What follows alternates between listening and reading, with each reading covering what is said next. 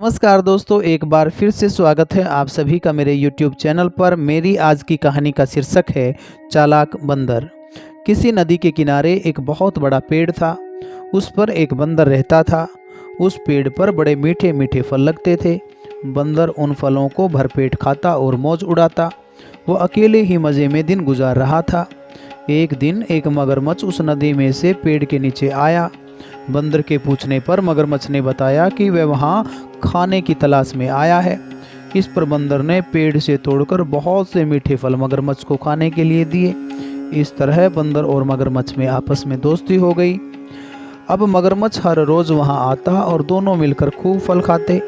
बंदर भी एक दोस्त पाकर बहुत खुश हुआ। एक दिन बात बात में मगरमच्छ ने बंदर को बताया कि उसकी एक पत्नी है जो नदी के उस पार उनके घर में रहती है।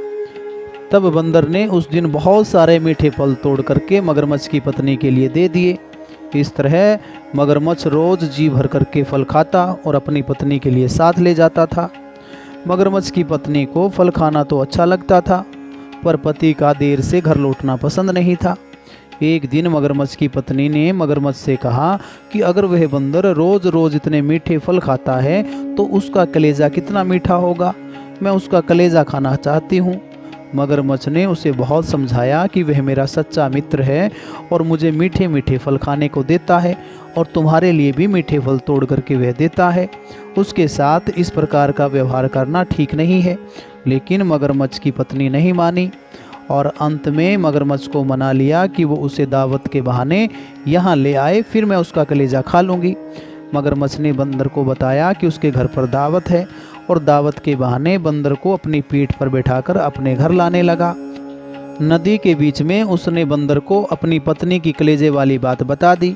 बंदर समझ गया कि मगरमच्छ के मन में कुछ ना कुछ जरूर कोई खोट है। इस पर बंदर ने कहा कि वो अपना कलेजा तो पेड़ पर ही छोड़ आया है, वह उसे हिफाजत से पेड़ पर ही रखता है, इसलिए उन्हें वापस जाकर कलेजा लाना पड़ेगा। मगरमच्छ और बंदर वापस पेड़ के पास चले गए। बंदर छलांग मार करके पेड़ पर चढ़ गया। उसने हंसकर कहा कि जाओ मूर्ख राजा, घर जाओ और अपनी पत्नी से कहना कि तुम दुनिया के सबसे बड़े मूर्ख हो। भला कोई अपना कलेजा निकाल करके अलग रख सकता है।